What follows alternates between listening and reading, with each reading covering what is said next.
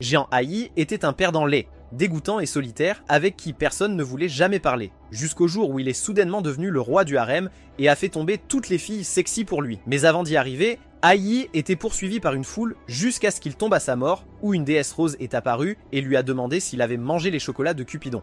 Plus tôt dans la journée, la beauté de l'école, Zia, s'est approchée de lui et a pris sa main dans la sienne, tremblant en amenant sa main à son ventre, et a dit qu'elle était enceinte de son enfant. Quand il a dit qu'il ne la connaissait même pas, tous les étudiants se sont transformés en une foule furieuse et l'ont poursuivi sans pitié. Il a promis de rencontrer Zia sur le toit plus tard pour en parler et a couru aussi vite que ses jambes pouvaient le porter. Dans le couloir, il a réussi à repousser tous les gars d'un seul mouvement rapide, mais il était impuissant contre les étudiantes qui étaient super musclées. Tang Xuan, la capitaine de l'équipe d'athlétisme, l'a giflée par jalousie. Il s'est avéré qu'elle était tout aussi délirante que Zia, et a commencé à l'appeler son amant. Comme si cela ne suffisait pas, une troisième fille nommée Ling Yuan est arrivée en courant et l'a enlacée de nulle part, le suppliant de rentrer à la maison auprès de ses enfants, mais Haï ne la connaît même pas, encore moins ses enfants. La foule est devenue encore plus furieuse et l'a poursuivi jusqu'au toit avec les deux filles qui prétendaient être son amante. Confus et en colère, Haï cria de toutes ses forces qu'il ne connaissait aucune de ses filles et menaça de sauter en sortant sur le rebord pour prouver son innocence. Cependant, la foule ne le croyait pas et s'est précipitée pour l'attraper, mais cela n'a fait qu'inciter Haï à lâcher les barrières. Alors qu'il tombait vers sa mort, un pilier de lumière est descendu d'en haut, arrêtant le temps lui-même. Au lieu de toucher le sol avec un boom, son corps a doucement touché le sol tandis qu'une déesse rose le regardait. Elle l'a attrapé par le col et l'a secoué en lui criant dessus pour avoir mangé les chocolats de Cupidon. Cela a ravivé les souvenirs de Haï à propos d'avoir vu un gâteau au chocolat seul sur le toit hier et de l'avoir apporté aux filles pour qu'elles le mangent ensemble. La déesse de l'amour, Meitada, a expliqué que manger les chocolats de Cupidon avec une fille leur donnerait de faux souvenirs d'être son amante et a souhaité fièrement son bonheur. Mais pour Haï, cette situation signifiait qu'il était foutu pour la vie. Meitada a dit qu'il devait simplement réaliser leur souhait le plus cher pour lever le sortilège magique, après quoi il pourrait vivre comme il le souhaitait. Après cela, le temps est revenu à la normale et la foule sur le toit s'est précipitée en bas pour vérifier si son corps était au sol. Alors qu'il se cachait d'eux, Haï se souvenait qu'il était censé rencontrer Zia sur le toit quelques heures plus tôt et a imaginé que le pire était arrivé. Alors il s'est précipité en haut et l'a trouvé en train de pleurer seul. Le lendemain, il l'a emmené à la clinique pour un test de grossesse et a levé le poing en l'air de joie, quand il a découvert que les résultats étaient négatifs. Cela a confondu Zia, jurant qu'elle avait senti quelque chose bouger dans son ventre, et a promis de s'assurer qu'elle tomberait enceinte la prochaine fois. Mais Haï a refusé et a proposé de la ramener à la maison à la place. Plus tard, les deux sont arrivés dans un manoir riche où ils ont été accueillis par des gardes inclinant la tête devant eux. Zia se souvenait avec tendresse de son faux souvenir de Haï lui proposant de l'épouser devant ses parents et se faisant rejeter, disant qu'elle était reconnaissante pour ses sentiments passionnés envers elle. À l'intérieur de son manoir, Haï fut surpris d'apprendre par son gouvernant qu'elle vivait seule parce que son père rentrait rarement à la maison depuis que son entreprise s'était développée. Alors qu'il était sur le point de partir, un des gardiens de la maison est entré en trombe dans le salon après avoir reçu un appel téléphonique de l'école disant que Haï avait mis enceinte leur jeune demoiselle. Tous les gardes l'ont bien battue, mais Zia a pleuré qu'elle l'aimait et a promis de l'épouser même s'il était pauvre et qu'elle ferait de son mieux pour tomber enceinte la prochaine fois, ce qui a poussé les gardes à ramener Haï pour le battre encore plus. Pour leur échapper, elle l'a traîné dans sa chambre et a fermé la porte derrière elle. Haï a pressé sa main contre ses lèvres pour la faire taire, car elle continuait à exciter inutilement les gardes. Réalisant à quel point il était proche d'elle, il a trébuché jusqu'à son bureau où il a vu le calendrier de l'année dernière avec ses notes sur combien elle était heureuse de manger avec son père. Ceci a rendu Haï tellement furieux qu'il a défoncé la porte et arraché le téléphone à la femme de ménage qui appelait le père de Zia. Il a crié au téléphone qu'il était celui qui avait mis sa fille enceinte pour forcer une rencontre avec lui. Mais en réponse, son père a simplement raccroché. Dès qu'il l'a fait, une armée d'hélicoptères et de voitures noires est arrivée au manoir déposant le maître de maison lui-même. Haï tremblait de peur lorsque le père de Zia est apparu devant lui accompagné de soldats armés. Il a ordonné aux hommes de ranger leurs armes et de battre Haï jusqu'à ce que Zia lui remette les résultats de tests négatifs de l'hôpital et qu'il devienne confus à propos de son explosion au téléphone. Haï a avancé en traînant les pieds et a levé les yeux vers son père lorsqu'il a dit que s'il n'avait pas pris le blâme de cette façon, il ne serait même pas rentré chez lui auprès de sa fille, qui avait besoin de son affection plus que de leur maison luxueuse et de tous les cadeaux. Ces mots ont résonné avec tous ceux présents dans ce manoir et avec cela, Haï a pris congé. Il a couru jusqu'à ce que sa poitrine halète lourdement, seulement pour découvrir qu'il était juste à la porte arrière de sa maison. Mais Zia est tout de même apparue et l'a remercié d'un baiser avant de disparaître dans les airs. À ce moment-là, Meitada a fait son entrée perché au sommet du lierre qui poussait sur le portail et a expliqué qu'il avait pu briser le sort en réalisant son souhait le plus cher. Le lendemain à l'école, Hai s'est faufilé dans sa classe sans être détecté, ou du moins le pensait-il. Zia était venue à son bureau pour lui proposer un rendez-vous, alors Hai a lâché le nom de Meitada et l'a appelé, arrêtant le temps à nouveau. Meitada lui a dit que bien que ses faux souvenirs aient disparu parce que le sort avait été brisé, elle se souviendrait toujours de ce qui s'était passé ces 2 derniers jours et ne supprimerait pas nécessairement ses sentiments actuels. Après sa disparition, Hai accepta à contre-cœur un rendez-vous avec elle, mais alors la porte s'ouvrit brusquement et des couteaux volèrent vers son siège. Une fille aux cheveux noirs, Ouyang Xueli, a pointé une épée à quelques centimètres de son entrejambe et l'a embrassée passionnément pour marquer son territoire devant Zia. Sa mère était également là et lui a lancé un sac au visage pour la réprimander d'avoir volé depuis l'Amérique, jusque-là juste pour un garçon. La mère et la fille ont commencé à se regarder avec insistance, aucune d'elles ne voulant céder. La mère l'a assommée et l'a fait emporter par les gardes. Plus tard, Hai a dit à Meitada qu'elle était son amie d'enfance sauvage et Zia a entendu cela même si elle n'a pas vu à qui il parlait. Elle a pensé à annuler leur rendez-vous, inquiète que Xueli soit sa petite amie d'enfance, mais à sa grande surprise, Aoi voulait continuer leur rendez-vous pour demain. Après cela, Aoi a croisé Xuan dans l'escalier, qu'il a giflé sans préavis et a rompu avec lui. Cela l'a irrité car ils ne se connaissaient pas vraiment et il détestait le fait qu'une fille ait eu le courage de rompre avec lui en premier. Il a crié que personne ne voudrait d'elle avec cette attitude. Quand elle est partie, Meitada lui a conseillé que lorsque les femmes disent « rompons », elles le disent généralement comme un avertissement, ce qui a laissé Aoi penser qu'il avait peut-être brisé son cœur si gravement qu'elle pourrait s'isekai. Mais ces suppositions ont été anéanties quand il a vu Xuan infliger impitoyablement la punition au groupe perdant de son équipe d'athlétisme. Il l'a confronté et a essayé de lui prendre le tuyau des mains, mais cela l'a finalement trempé d'eau. Au lieu de le frapper, elle a simplement grogné et est partie. Le lendemain, Aoi s'est réveillée en retard pour son rendez-vous et a été encore plus retardée lorsque Xueli l'a enfermé dans sa chambre pour le faire rester à la maison. Il a dû grimper jusqu'à l'appartement voisin où il a demandé à la petite fille, Yuyue, de le laisser utiliser la porte de sa maison après l'avoir soudoyé avec des bonbons. Il est arrivé en retard à leur rendez-vous, mais Zia lui a pardonné et l'a invité à aller prendre un verre au café. L'ambiance était calme et gênante, contrairement à la confession rêveuse que Aoi s'était imaginée. Dans son imagination innocente, Zia était une princesse qui, avec grâce et charme, offrait un cadeau accompagné de sa déclaration d'amour alors qu'il était un prince. Cependant, Zia était rouge de gêne car c'était son tout premier rendez-vous, ce qui inquiétait Aoi, et il posa sa main sur son front, demandant si elle avait de la fièvre. Au moment où ils réalisèrent que leurs visages n'étaient qu'à quelques centimètres l'un de l'autre, ils s'écartèrent par embarras et redevinrent silencieux. Aoi a suggéré d'aller au festival d'anime pour se débarrasser du malaise entre eux, mais ils continuaient à marcher sur la pointe des pieds, l'un à côté de l'autre, se faufilant à travers la foule qui prenait des photos de cosplayers. À sa surprise, Aoi a vu Xuan dans une mignonne tenue de soubrette chat posant pour les caméras. Lorsqu'elle l'a aperçu avec les filles de son équipe d'athlétisme de loin, elle l'a entraîné avec Zia loin de la foule jusqu'à une salle privée où elle lui a expliqué que les gens la voyant dans cette tenue mignonne pourraient détruire sa réputation scolaire de femme alpha dure. Mais Aoi ne comprenait pas son combat et lui a dit de montrer son vrai moi aux autres. À ce moment-là, l'annonceur a annoncé que le concours de cosplay féminin allait commencer à travers les haut-parleurs, mais malheureusement pour Xuan, elle était toujours en solo, donc elle n'était pas qualifiée pour participer. Pour résoudre cela, Zia a suggéré qu'ils forment un groupe pour participer à la compétition, ce qui a enthousiasmé Xuan, qui a transformé le réticent Aoi en un adorable personnage de soubrette bunny. Xueli, qui se cachait dans une autre cabine, a pris une photo de lui de dos et a été excité par sa mignonnerie. Le cri de Xuan a fait courir Zia et Aoi vers elle et ils ont découvert que son costume était criblé de trous. C'était un sabotage évident, et comme si cela ne suffisait pas, c'était la toute première tenue qu'elle avait faite pour elle-même, donc cela l'a laissée si bouleversée qu'elle s'est enfuie. Cela a poussé Aoi à gagner la compétition quoi qu'il arrive, mais avant cela, il a pris une pause pour réfléchir à leur plan de bataille. Meitada est soudainement apparue, curieuse de savoir ce qu'ils faisaient, ce qui l'a choqué, car ils étaient dans les toilettes des hommes. Sa présence lui a donné de l'inspiration et l'a aussi impliqué dans le plan. Sur scène, Aoi a trébuché devant le public par nervosité, mais a réussi à transformer cela en un acte mignon qui a fait craquer tous les admirateurs. Pendant ce temps, Zia a cherché frénétiquement Xuan partout, mais n'a pas pu la trouver du tout. Plus tard, lors de l'événement principal, Aoi se tenait à nouveau seule sur scène après tous ses efforts pour retarder la performance, jusqu'à ce que Zia trouve Xuan et chante une petite chanson au public, ce qu'ils n'ont pas apprécié car ils voulaient voir Xuan.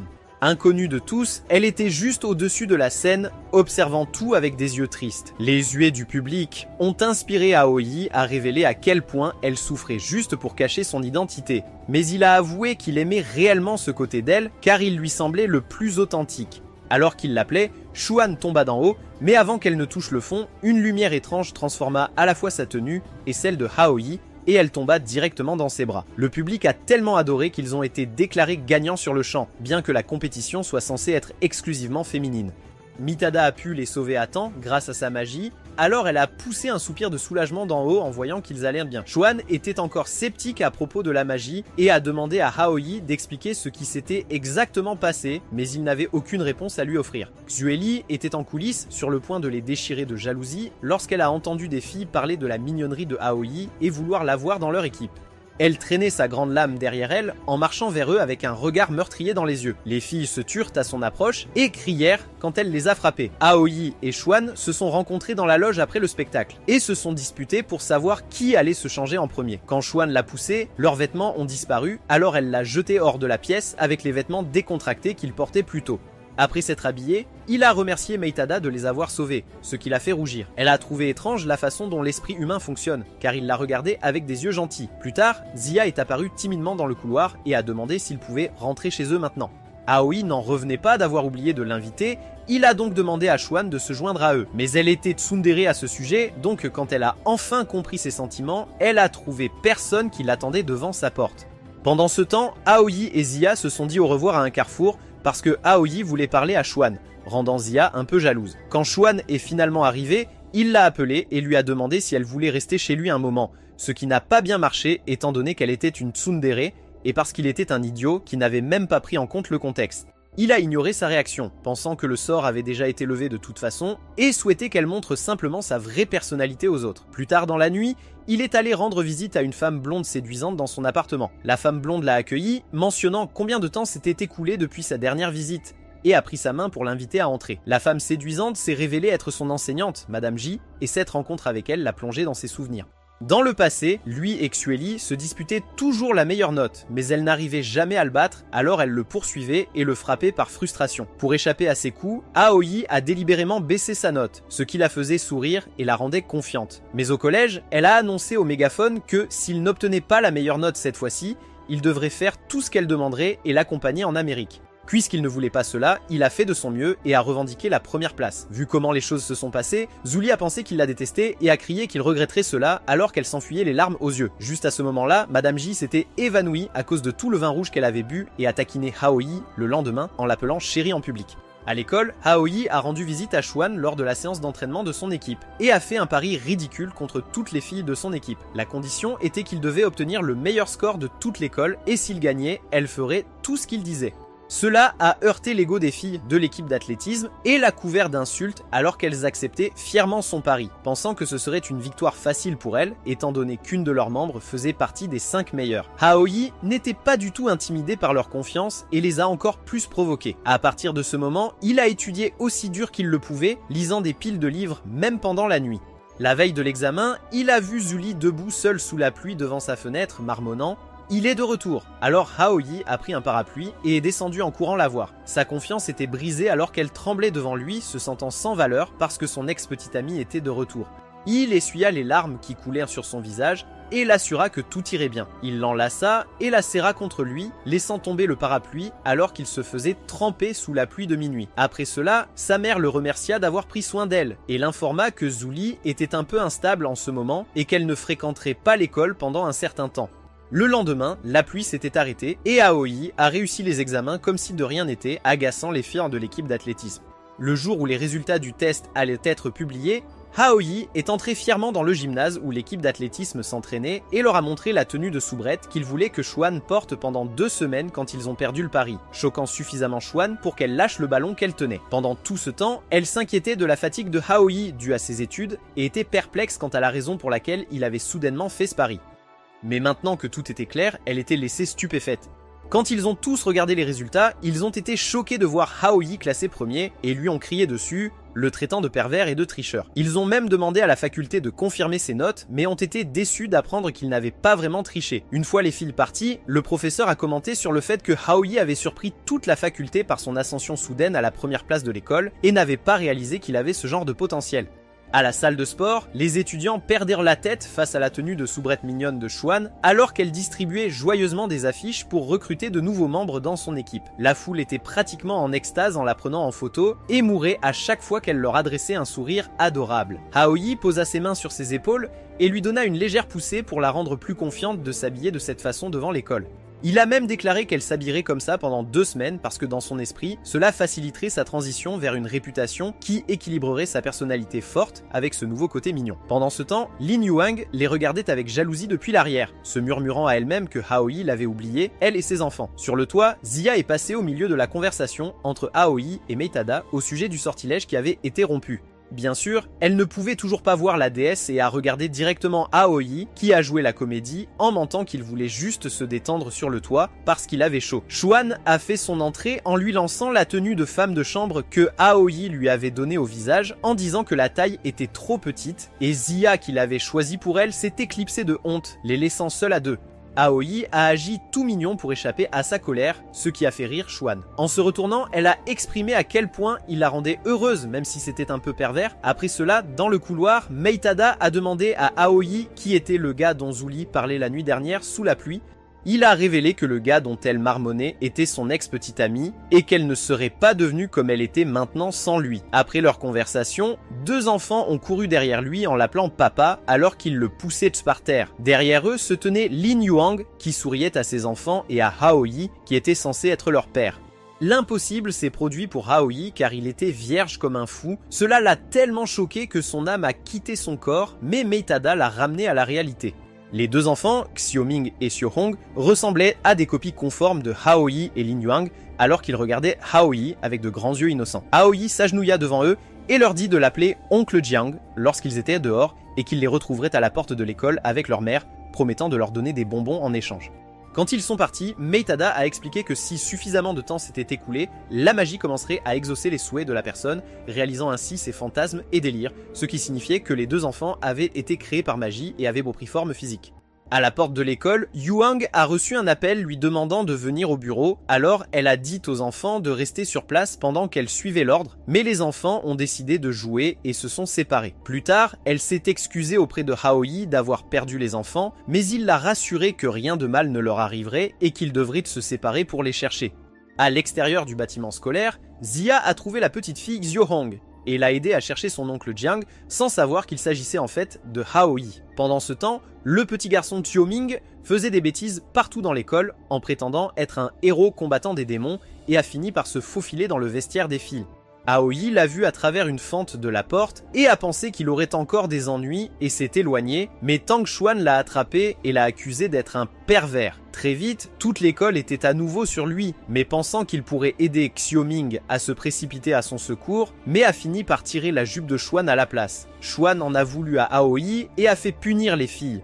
Entre-temps, Yuang attendait patiemment à la porte de l'école jusqu'à ce que la foule se disperse et qu'elle se retrouve toute seule. Mais à l'horizon, Aoi apparut avec les 2 enfants en sécurité à ses côtés. Meitada apparut derrière lui, le félicitant pour son bon travail en lui tapotant doucement le dos avec ses poings, mais il lui dit qu'un massage des épaules serait plus confortable.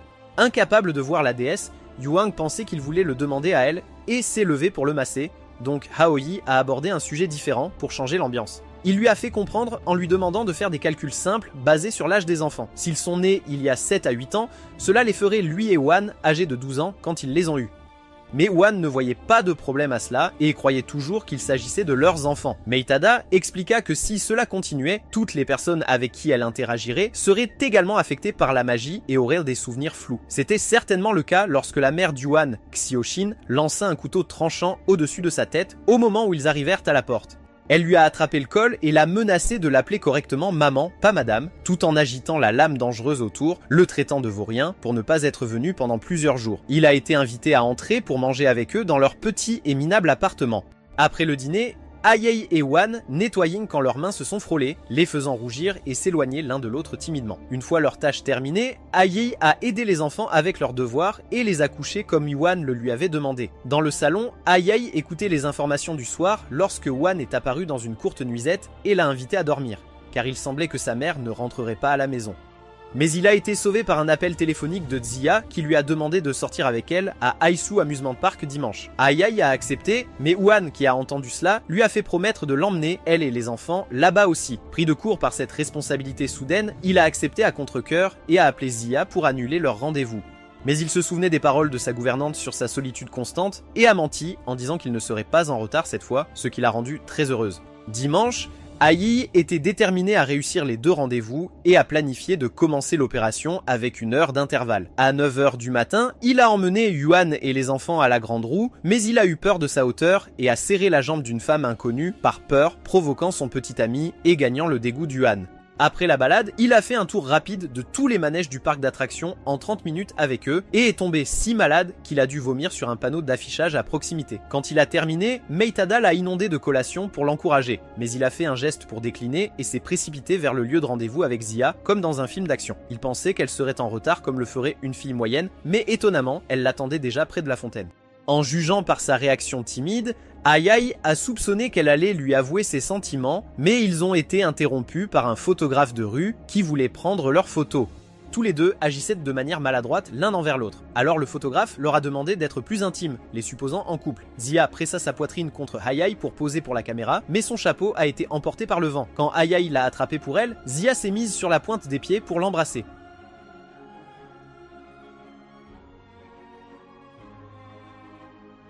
Quelques heures plus tard, il se demanda si c'était encore l'effet des chocolats de Cupidon. Mais Meitada l'appela un crétin, parce que les chocolats de Cupidon n'avaient rien à voir avec les sentiments de Ziya pour lui. Après avoir regardé l'heure, Ai se précipita pour trouver un cadeau, mais finit par tomber sur Jang Dong, un vieil ami, qui lui dit que Duyuz, l'ex-petit ami de Xueli, était de retour d'Amérique.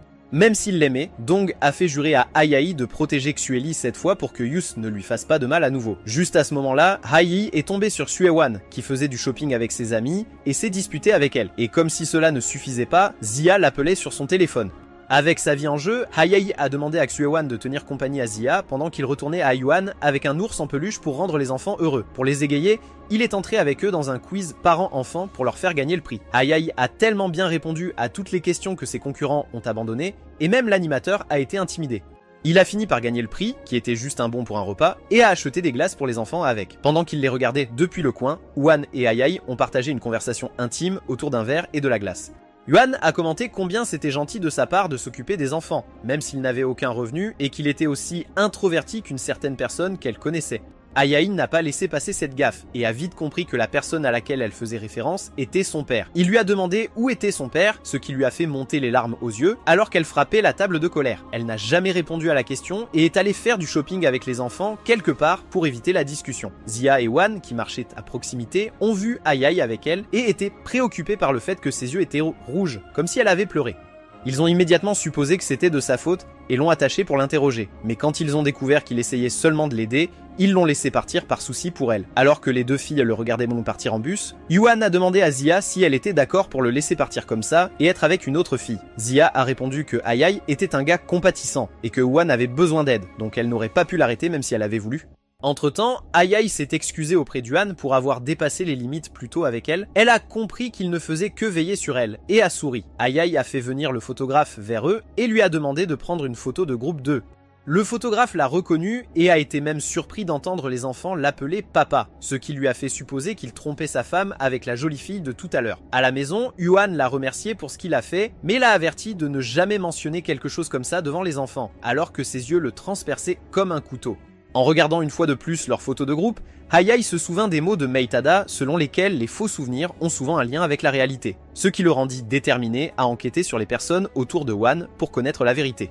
Le lendemain, il s'est rendu à l'école primaire de Wan et a essayé de trouver son professeur principal en entrant comme un idiot dans la salle des professeurs. Comme prévu, tout le personnel lui était hostile et était sur le point de le passer à tabac, mais il a réussi à s'échapper et à croiser le professeur principal de Wan dans le couloir. Elle lui a dit que lorsqu'elle était enseignante stagiaire, le père de Wan venait toujours la chercher après les cours et que Wan elle-même était une enfant joyeuse et extravertie. Mais un jour, son père l'a laissée avec juste un rappel d'être une bonne fille et lui a tourné le dos pour ne jamais revenir. Apparemment, ses parents ont divorcé, en voyant Yuan dans une spirale de dépression et coupé du monde. En entendant tout cela, Hayai lui a demandé l'adresse du père d'Yuan, mais évidemment il a échoué. En dernier recours, il a décidé de s'introduire dans le poste de police pour obtenir des informations sur lui. Il a commencé à se faufiler, éteignant les lumières pour aveugler le garde, ouvrant la porte de manière inquiétante, et se glissant derrière lui pour accéder au dossier. Naturellement, cela ne s'est pas bien terminé. Du moins s'il ne connaissait pas vraiment le garde en service là-bas. Le garde, Yan, était un ami proche de lui et l'a aidé à accéder au dossier de Yuan, mais tous deux ont été surpris de ne trouver aucune trace de son père dans leurs données. Il a dit à Haoyi que cela signifiait généralement qu'ils avaient peut-être quitté le pays, alors Haoyi a demandé à Yan de l'appeler s'il trouvait autre chose. Après être rentré chez lui, il a trouvé ses parents à table avec une expression sérieuse, l'avertissant qu'ils viendraient bientôt frapper à leur porte. Peu de temps après, des limousines sont arrivées de manière inquiétante devant leur appartement et Xueli a ouvert la porte en grand. Elle a enlevé ses gants car elle n'a même pas hésité à traîner Aoi devant ses parents vers sa chambre où elle l'a poussé contre le lit, voulant dormir ensemble. Aoi s'est échappée dans la salle de bain pendant quelques heures en attendant qu'elle s'endorme et quand elle l'a fait, il a tiré la couverture près de sa poitrine, se rappelant le moment où Xueli lui avait offert des bonbons parce qu'elle l'aimait bien. Quand il a décidé de passer une nuit blanche sur le sol froid de sa chambre, Yan l'a soudainement appelé pour lui dire qu'il avait trouvé 20 numéros de contact possibles de Yugia, l'excitant suffisamment pour réveiller Xueli. Le lendemain en classe, Haoyi a appelé les numéros que Yan lui avait listés, entendant une bande de fous à l'autre bout du fil alors qu'il passait d'un numéro à l'autre. Le dernier numéro sur la liste appartenait à Yugia, mais il n'a pas pris la peine de le décrocher lorsque Aoi l'a appelé la première fois. Plus tard dans la journée, après avoir dormi un peu, Aoi a rappelé son numéro, et cette fois, il l'a décroché alors qu'il était à l'épicerie. Il l'a surpris en se présentant comme son gendre et lui a dit avec désinvolture que lui et Yuan avaient déjà 2 enfants, le provoquant à rentrer chez lui. Mais Yugia vient de lui lâcher une bombe de vérité inattendue. Yuan n'était en réalité pas sa véritable fille, et le cœur de Aoi s'est effondré à l'instant où il a entendu cela. Il semblait que la situation le dépassait maintenant, mais il a décidé de continuer et de demander à sa mère à la place.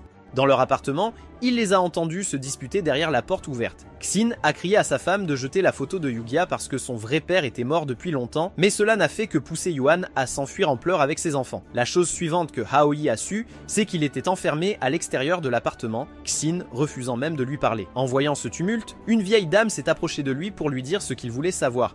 Une fois qu'il a su tout, il a été submergé par le chagrin et les regrets en racontant à Metata la vérité sur la famille de Yuan. Le vrai père de Yuan, Xiohe, était un policier. Le jour de leur mariage civil, il a été appelé en raison d'une situation d'urgence. Xin l'attendait pleine d'espoir car elle attendait un enfant de lui, mais son cœur s'est brisé quand il est revenu dans un cercueil. Il était mort dans l'exercice de ses fonctions et Lin Yugian, qui était autrefois amoureux d'elle, a pris soin d'elle et l'a même épousée bien que ses parents aient été tellement opposés qu'ils l'ont reniée. Après avoir supporté des années de déception de la part de ses parents, il a fini par craquer et a divorcé de Xin les larmes aux yeux. Yuan, qui ne l'avait jamais connu que comme son père, en était tellement bouleversée que des années plus tard, elle aspirait toujours à son amour. Aoi ne savait même pas quoi faire maintenant qu'il savait tout ça. D'un autre côté, Meitata a souligné comment Yugia gardait toujours le numéro de téléphone personnel pour eux après toutes ces années parce qu'au fond de lui, il s'inquiétait toujours pour eux. Cela n'a fait qu'enrager Aoi contre eux tous. Il était en colère contre Xiohe pour s'engager dans le mariage même s'il savait que son travail pouvait lui coûter la vie à tout moment. Et il était en colère contre Yugia pour ne pas avoir assumé son mariage et être parti quand les choses se sont compliquées pour lui. Meitata n'était pas d'accord avec sa vision des choses et a soutenu que ce n'est pas parce que les policiers ont des métiers dangereux qu'ils n'ont pas le droit d'avoir une famille. Il a félicité Yugia d'avoir pris en charge le fardeau d'une famille brisée et d'avoir élevé Yuan comme si elle était la sienne pendant de nombreuses années par amour. Cependant, Aoi n'était pas disposé à écouter tout cela, et il est rentré chez lui avec une mine renfrognée, s'enfermant dans sa chambre sans dîner avec sa propre famille. Il a même jeté ses affaires par terre de colère, mais quand il a vu sa photo de groupe encadrée avec Yuan et les enfants tomber aussi, il s'est effondré et a réalisé à quel point il était idiot de passer sa colère sur ses parents et Metata, qui a entendu ses excuses à travers la fenêtre ouverte et a essayé de le réconforter.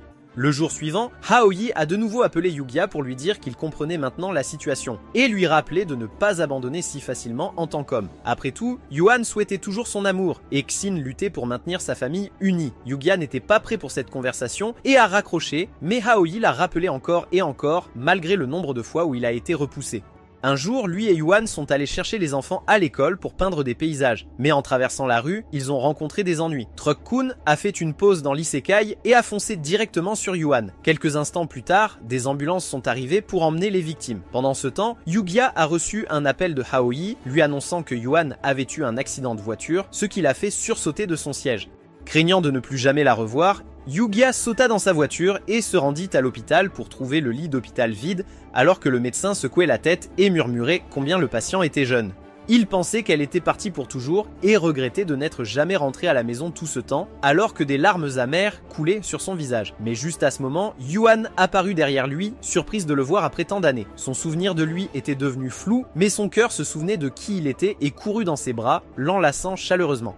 Pendant ce temps, dans l'autre pièce, Aoi se réveilla blessé sur un lit d'hôpital, se souvenant comment il avait poussé Yuan juste à temps avant que le camion ne la percute, et comment Meitata l'avait regardé avec des larmes dans les yeux alors qu'elle arrêtait le camion avec ses pouvoirs. Xia et Xuan l'ont salué à son réveil, mais il s'est presque instantanément rendormi et a rêvé de Xiaoming et Xiaohong descendant d'un carrousel et lui offrant un dessin de tous leurs souvenirs ensemble. Ils ont dit au revoir en larmes en le serrant dans leurs bras une dernière fois avant que la magie qui les avait créés ne disparaisse dans les airs. Quand il s'est réveillé une nouvelle fois, Yuan était à son chevet attendant qu'il ouvre les yeux. Un mois plus tard, l'hôpital l'a enfin laissé partir. Pensant que c'était le début d'une grande journée, Aoi a immédiatement marché sur Shim et tout son harem est sorti de leur propre voiture pour le récupérer, créant une atmosphère de champ de bataille. Pour leur échapper, Aoi s'est échappé par l'arrière mais a fini par tomber dans le piège de Xueli et a été emmené dans sa limousine. Cependant, la compétition ne s'est pas encore terminée là car plus tard, les filles ont prévu de lui donner de la soupe pour l'aider à se rétablir à leur manière et se sont rencontrées dans le couloir. Pris dans une impasse à 4 voies, les filles se précipitèrent à ses côtés, seulement pour être déçues et choquées de voir Aoi nue avec un autre homme. Sensationnel, Zhangdong était là pour l'aider à appliquer de la pommade, mais Aoi faisait des histoires, ce qui donnait à la scène une allure de bande dessinée japonaise. Les filles continuaient de se disputer pour savoir quelle soupe Aoi devait manger en premier après lui avoir présenté un plat impressionnant après l'autre. Ses voisins jumeaux Tao Tao et Yuan Yuan sont venus après avoir senti l'odeur appétissante des soupes, lui donnant l'idée de les faire finir tous les plats. Seul dans sa chambre, Dong l'a aidé à enfiler ses vêtements, lui disant à quel point son harem était intense et lui a demandé pourquoi il ne sortait pas avec Xueli alors qu'il l'avait toujours aimé et qu'elle était folle amoureuse de lui maintenant. Aoi fronça les sourcils en lui disant qu'il ne voulait pas être un substitut pour elle, et lui demanda de le rencontrer dehors après qu'il ait fini de se changer. Après le départ de Dong, Meitata inonda Aoi de snacks en pleurant qu'elle avait causé la rupture du couple qui se disputait avec sa magie. Xueli fit irruption dans sa chambre après avoir entendu sa voix derrière la porte et mit la pièce sans dessus-dessous pour la chercher. Les autres filles se sont jointes pour le confronter, mais quand Meitata a été découverte, elle a essayé d'arrêter le temps, mais sa magie n'a changé les tenues des filles que quelques fois. Elle leur a finalement fait oublier temporairement l'incident, et plus tard, elle a pleuré en pensant qu'elle pourrait devenir mortelle, car ses pouvoirs magiques s'affaiblissaient, parce que l'incident du chocolat de Aoi avait duré trop longtemps. Avant qu'il ne puisse quitter la pièce, la télévision annonçait que la célèbre idole, Sandy, s'était effondrée et était tombée dans le coma après avoir prononcé le nom de Aoi. Apparemment, elle était l'une des filles qui avait mangé le chocolat et était maintenant follement amoureuse de lui. Mais il y avait quelque chose de différent chez elle. Contrairement aux autres filles, Sandy pouvait manipuler la réalité elle-même grâce à sa capacité à utiliser la magie. Elle a invoqué Aoi dans un autre royaume où elle l'a accueilli avec sa belle voix chantante. Aoi lui a demandé qui il était pour elle et a été surpris par sa force magnétique lorsqu'elle a répondu qu'il était son amant, le copropriétaire de ses rêves et celui qu'elle voulait amener dans son nouveau monde. Elle l'a emmené sur un toit et l'a invité à sauter avec elle. Mais Aoi ne voulait pas suivre son illusion et a tendu la main pour la ramener à la réalité. Au lieu de cela, Sandy l'a emportée avec elle lorsqu'elle a sauté du bâtiment et a fait pousser des ailes magiques, l'accueillant dans son monde. Fantaisie et réalité se sont mélangées lorsque Sandy a forcé Aoi à voir son monde depuis l'arrière d'un avion en papier géant. Les créatures sous la mer nageaient librement à travers le ciel bleu, des chats géants dormaient au sommet des immeubles de la ville, et même les cieux se décomposaient en blocs lorsqu'elle le voulait.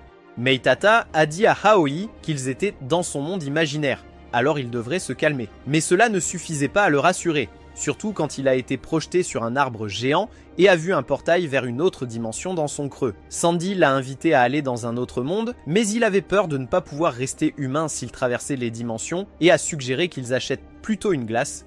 Cependant, leurs aventures ne se sont pas terminées avec leur dessert lacté glacé et Aoi a été transporté dans un aquarium où, étonnamment, il pouvait respirer sous l'eau comme s'il était dans les airs. Toutes sortes de créatures sous-marines nageaient tout autour de lui pendant que Sandy lui tenait la main, admirant le paysage devant eux. Mais cela ne faisait que la rendre triste. À part eux deux, elle n'avait personne d'autre dans ce monde, personne avec qui partager tous ces beaux moments. Quand ils remontèrent à la surface, Sandy lui demanda à nouveau s'il voulait partir avec elle et aller dans l'autre monde, mais Aoi se déroba et la regarda avec des yeux tristes. Des larmes commencèrent à couler sur son visage alors que son monde s'effondrait et perdait ses couleurs. Pour l'empêcher de se détruire, Aoi suggéra qu'ils partent ensemble pour l'autre monde demain, mettant un sourire temporaire sur le visage de Sandy.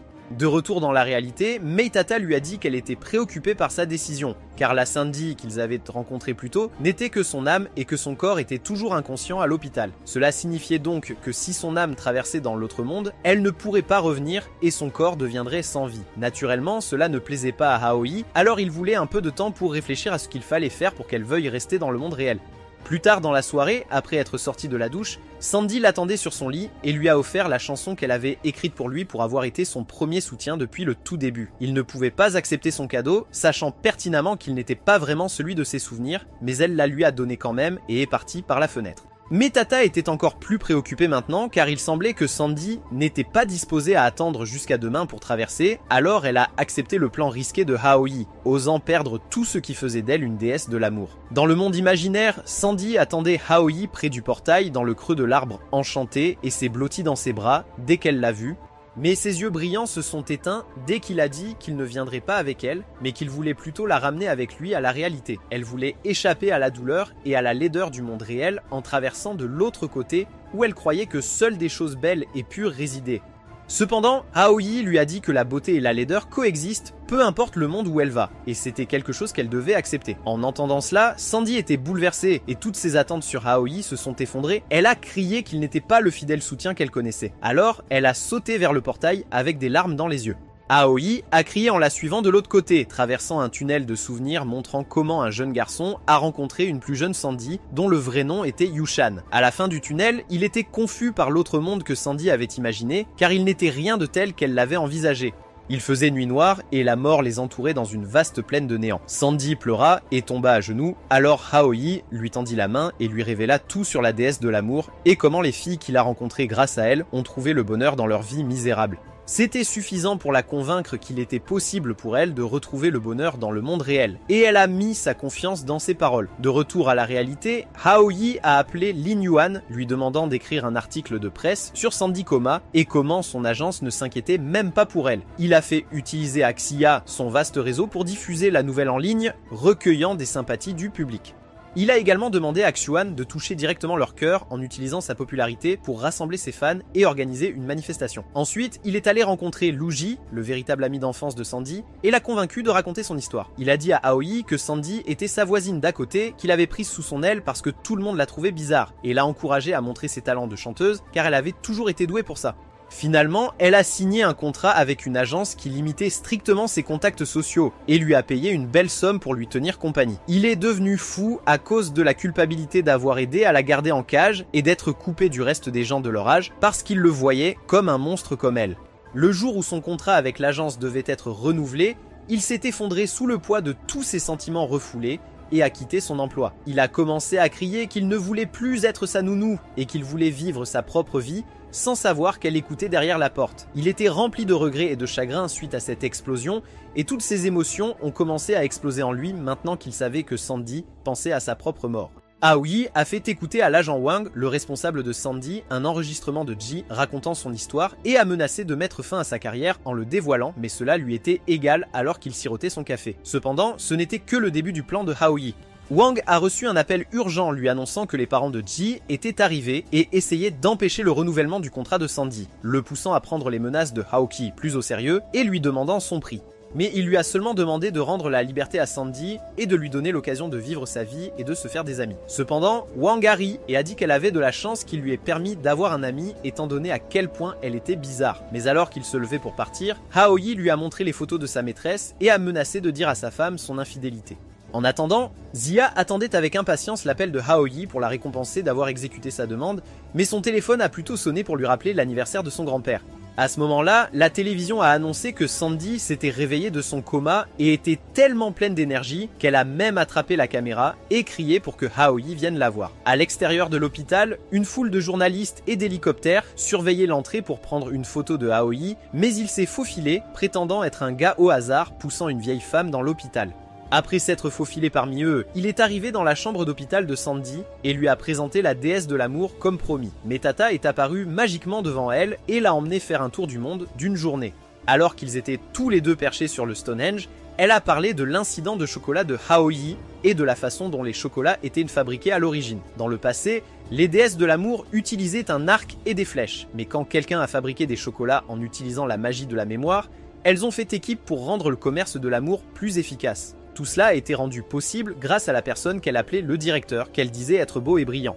Mais Tata a également apaisé ses inquiétudes concernant la vie dans le monde réel et lui a dit que tout le monde aimerait voir et entendre la vraie elle, y compris Aoi, qui a fait tant d'efforts pour dissiper ses soucis et la soutenir. Après son voyage magique, Sandy est apparue devant les médias, remerciant ses fans pour leur soutien et leur a dit qu'elle étudierait à l'étranger après être parvenue à un accord avec l'agence. Mais avant cela, elle organiserait un concert pour eux.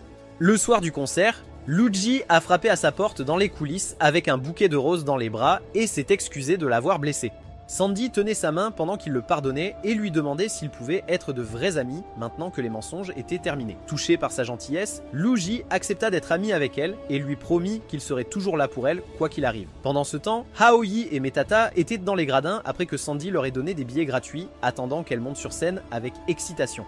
Lorsqu'elle est montée sur scène, ils ont été époustouflés par sa nouvelle chanson parce qu'elle parlait de comment sa vie avait changé à cause des chocolats de Cupidon. À la fin de sa chanson, Sandy a pris la main de Aoi et a approché ses lèvres de son oreille, lui murmurant ses remerciements tandis que toutes les caméras faisaient un gros plan sur lui.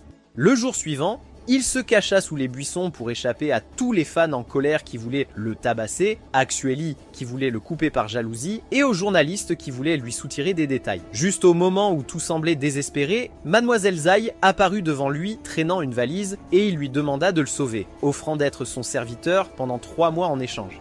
Elle l'a emmené au Café Time, un café à l'apparence haut de gamme sur la route de Pékin, et lui a proposé de rester là comme un service, ce qu'il a accepté. Après avoir été privé de sommeil à cause de toute la course qu'il a faite la nuit dernière, il s'est effondré sur un canapé à proximité pour se reposer un peu, mais il a été réveillé en sursaut lorsqu'il a réalisé qu'un bel homme aux cheveux blancs était assis en face de lui à la table.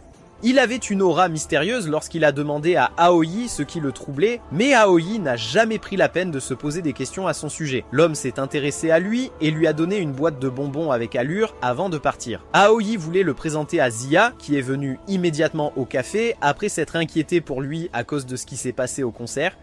Mais quand il est revenu à la table après l'avoir cherché, il était déjà parti depuis longtemps. Pendant ce temps, Metata était amère que Aoi ait retrouvé sa bonne humeur sans son aide et est allée bouder sur le quai où elle a rencontré le directeur Ruse, le patron de l'usine de fabrication de chocolat de Cupidon et l'énigmatique homme aux cheveux blancs de tout à l'heure.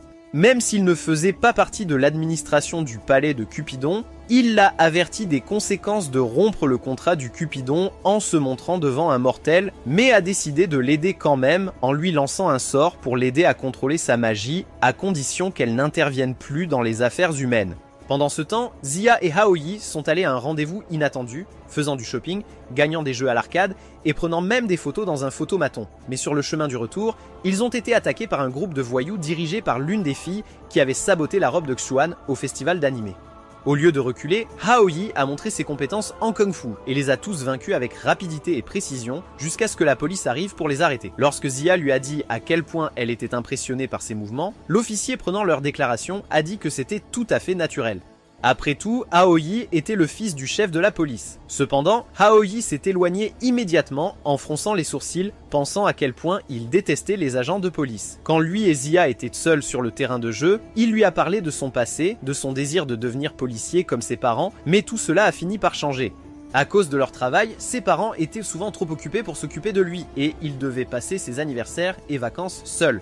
Même lorsque des criminels ont attaqué leur maison, ils ne sont jamais venus à son secours car ils travaillaient sur une autre affaire ailleurs. Mais un petit rayon de lumière est apparu dans sa vie quand il a rencontré Mademoiselle Zai. Elle s'est occupée de lui comme s'il faisait partie de sa propre famille et a même essayé de recoller les morceaux entre lui et ses parents. Et bien qu'il l'aimât pour ce qu'elle a fait, cela n'a presque rien changé dans sa vie. En entendant son histoire, Zia a éclaté en larmes et l'a serré dans ses bras, lui disant qu'il était là pour l'aider, elle et les autres filles, dans leurs moments les plus difficiles. Elle voulait donc être là pour lui permettre de réaliser son propre rêve. Aoi l'a serré fort dans ses bras, murmurant « merci » très doucement à son oreille. En regardant cette scène touchante de loin, Metada a également fondu en larmes en s'envolant, et elle s'est demandé pourquoi elle ressentait une douleur aiguë dans sa poitrine en voyant les deux se rapprocher autant. Alors qu'elle s'inquiétait pour son avenir sans Aoi, Krob, son ancien admirateur du royaume des dieux qu'elle avait rejeté tant de fois, apparut à ses côtés pour la ramener chez elle. Mais Metada refusa, lui disant qu'elle devait trouver la fille qui avait mis le gâteau au chocolat sur le toit et avait commencé tout ce bazar. Mais en réalité, elle voulait juste rester aux côtés de Aoi. Pendant ce temps, Zia et Xuan se sont rencontrés à nouveau au festival d'animé. Mais cette fois-ci, Xuan lui a présenté ses nouvelles coéquipières pour le concours de cosplay et a enfilé son costume avec enthousiasme. Rendre Zia fière d'elle d'avoir maintenant des amis avec qui faire du cosplay. Malheureusement, Xuan a laissé la couronne de son costume à l'école, alors elle s'est dépêchée d'aller la chercher malgré la forte pluie dehors. Mais quand elle était en retard, Zia a proposé de participer au concours déguisée en femme de chambre pour lui faire gagner du temps et a appelé Haoi pour lui demander d'aller chercher la couronne de Xuan à l'école. Sur le campus, Haoi a croisé Metada sur le chemin du retour